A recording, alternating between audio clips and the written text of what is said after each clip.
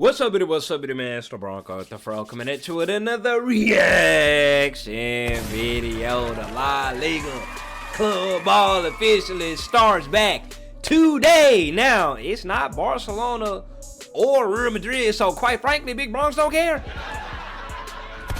Big Bronx don't give a damn, but this is why I am watching this video right here. What's La Liga team to support?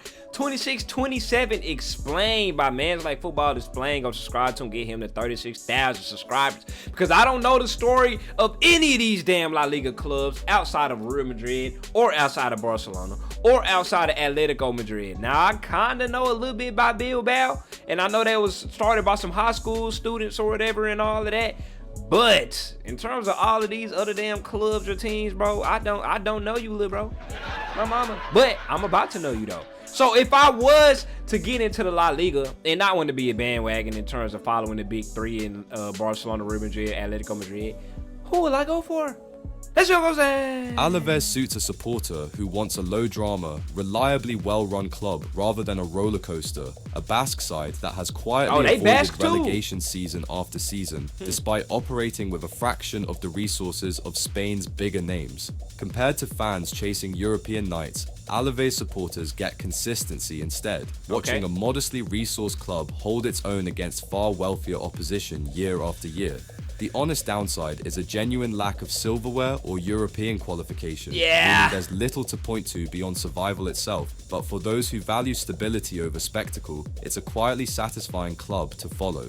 That's not a club for me, bro. I ain't mean to click the laughing button. It's not a club for me. My favorite league is the Champions League. If the team is not in the Champions League, Bronx will not be there.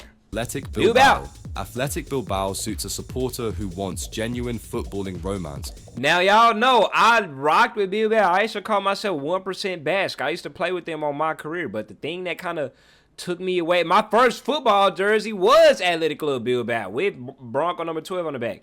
But the reason why I kind of tilted away from it was that, you know, only Basque people could play for the club. So it's just like, I'm not Basque really, so yeah, I gotta find me a new team to root for. One of only 3 clubs never relegated from La Liga since its founding, built entirely around a self-imposed policy of fielding only Basque-born or Basque-developed players. Compared to rivals who can sign the world's best, Athletic's appeal lies in proving that identity and loyalty can still compete at the highest level without buying success. The honest downside is exactly that restriction, a permanently smaller transfer pool than every other major club, meaning Athletic's ceiling for major trophies stays lower than clubs willing to sign from anywhere. Atletico Madrid suits a supporter who wants genuine title contention. I think racism when I heard Atletico Madrid. Spanish football, a club that has broken the Barcelona Real Madrid duopoly with multiple league titles over the past decade through disciplined, defensively organized football. Compared to the free-flowing styles of their rivals, Atletico's identity is built on resilience and structure, giving fans a genuinely different footballing experience within Spain's top tier. The honest downside is a well-earned reputation as the nearly club in Europe's biggest moments, having reached and lost multiple Champions League finals in heartbreaking fashion. Barcelona suits a supporter who wants to follow one of the most decorated and stylistically influential clubs in football history, now back-to-back champions after clinching their 29th league title with 3 matches to spare against fierce rivals Real Madrid. Compared to clubs with quieter recent histories, Barcelona offers new fans genuine global relevance and a squad built around some of the sport's biggest current stars. The honest downside is the club's well-documented financial instability in recent years. He said they downside to their ass is broke. Even strong on-field form has come alongside real off-field uncertainty that new supporters should be aware of. Real Betis suits a supporter who enjoys a genuine feel-good rise story, a Seville-based club that has become a regular Champions League qualifier after years spent fighting for little more than mid-table survival. Compared to Spain's traditional giants, Betis' recent success feels earned rather than bought, built through careful squad building rather than simply outspending rivals. The honest downside is the club's rollercoaster history, including a relegation as far down as the 3rd tier in the early 2000s, meaning new supporters supporters should know this current stability is a relatively recent development Hey, rather than the club's historical norm. Celta Vigo. Celta Vigo suits a supporter who wants attractive, technically proficient football from a club still finding its way into... What does he got going on? What the hell? Hey, this nigga doing an upside down T-pose. The wider football conversation, having secured Europa League qualification on the back of one of Spanish football's more underappreciated fan cultures. Compared to Madrid and Barcelona's constant media spotlight, Celta's Galician home gives the club a genuinely different regional identity they look within cool Spanish too, football. in terms of vibes. The honest downside is exactly that lower profile, since Celta's achievements often go unnoticed nationally, meaning new supporters should expect to do more explaining than bragging when discussing their club.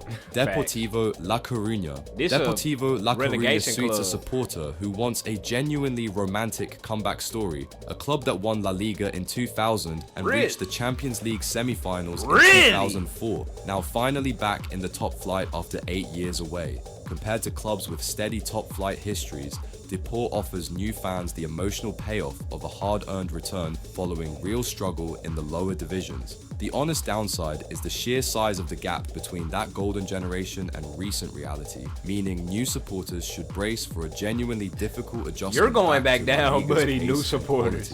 Elche. Elche suits a supporter who wants a low-stress, community-rooted club without the emotional extremes of title races or financial scandal. A modestly resourced side from the eastern city of Elche, whose realistic ambition each season is simply staying up, compared to clubs chasing European qualification. That's just so sad. Like, your whole entire existence of a club is just rooting to winning nothing, bro.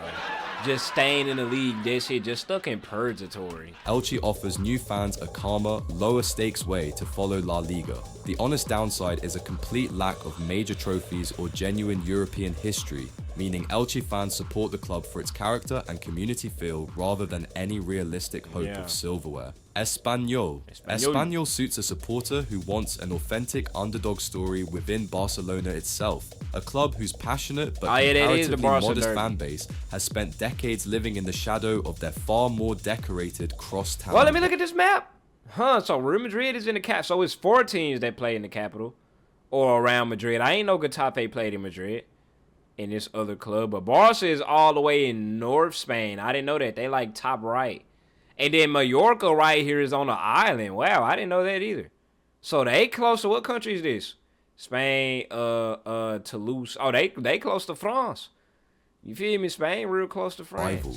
Compared to glory hunting elsewhere, Espanyol offers new fans a genuinely loyal, unglamorous identity built on local pride rather than trophies. The honest downside is a genuinely difficult recent stretch, including one of the division's longest winless runs last season, meaning new supporters should expect a real fight for top-flight survival most years. Getafe. Getafe suits a supporter who appreciates smart, disciplined football over flair. I don't like a club based just outside Madrid that punched above its financial weight to secure Conference League qualification this past season. Compared to their far wealthier Madrid-based neighbors, Getafe's appeal lies in proving that organization and shrewd squad management can still produce European qualification without major spending power.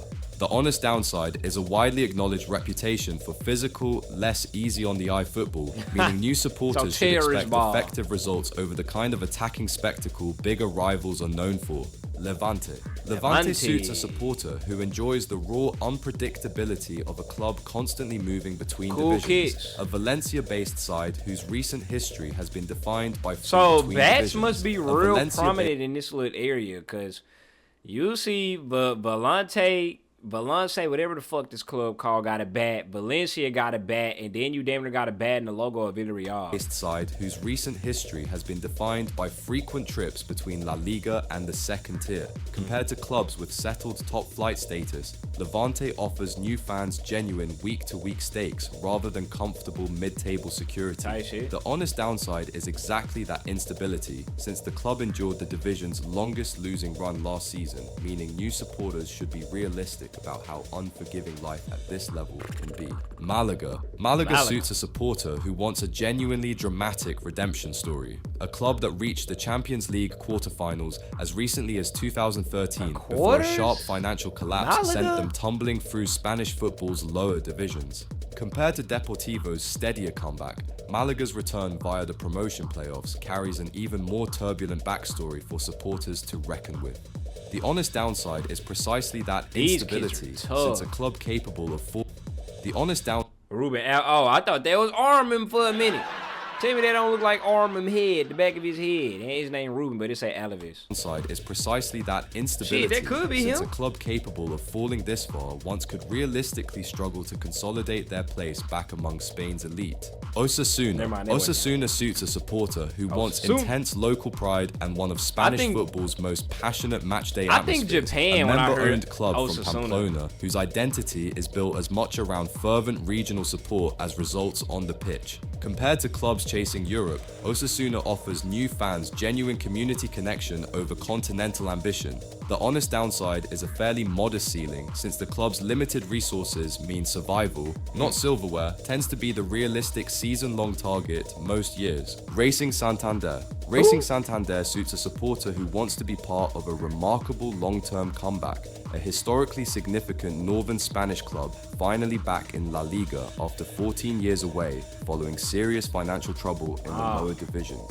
Compared to clubs with unbroken top-flight histories, Racing offers new fans the genuine emotional you can just tell they broke off their fan base kids that stuck around through a genuinely difficult period.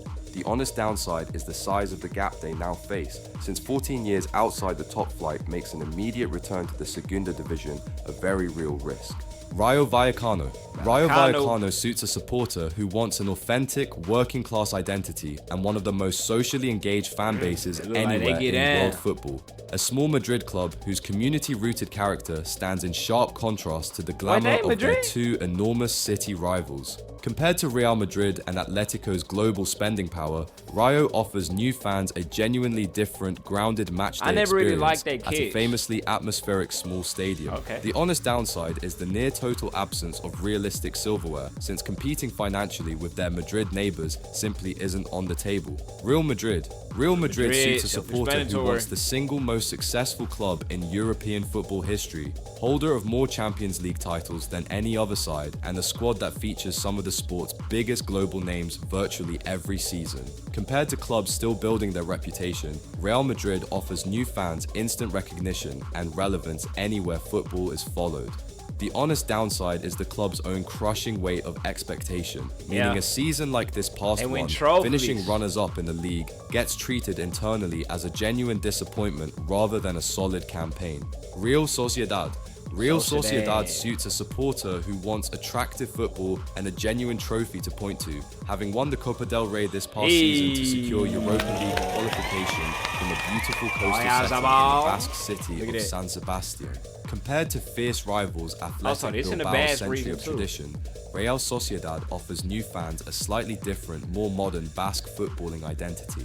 The honest downside is a league finish that fell outside Europe's usual qualification places, meaning last season's cup heroics papered over some real inconsistency in day-to-day. I think Bilbao still be finishing in higher places in Europe and in the La Liga than Sociedad, don't they? Consistently? While only using Basque players. I often say Sociedad could be who Bilbao could be if they signed everybody, but I think their results are pretty equal. Except Sociedad did just win the Copa del Rey.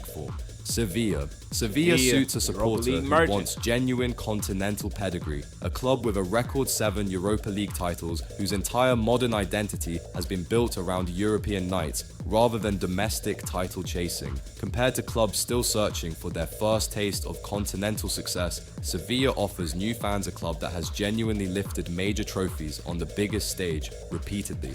The honest downside is a real recent slump that left them outside Europe entirely last season, an unfamiliar and uncomfortable position for a club defined for so long by continental success. Valencia suits a supporter. I used to rock with Valencia because my boy Yunus Musa was over there, United States of America. Wants a genuinely historic club with major silverware in living memory, having won back-to-back league titles in the early 2000s and reached 2 Champions League finals during one of Spanish football's great golden generations. Compared to Barcelona and Real Madrid's sustained modern dominance, Valencia offers new fans a huge stadium and passionate fan base still built around memories of genuine glory. The honest downside is just how distant that golden era now feels, with recent seasons defined by mid-table stability rather than any real pursuit of major honors. Villarreal suits a supporter who wants proof that a small club can consistently compete with football giants. The self-styled Yellow Submarine securing Champions League qualification. Hey, oh yeah, my boy Alex Freeman over there in Villarreal now, USC.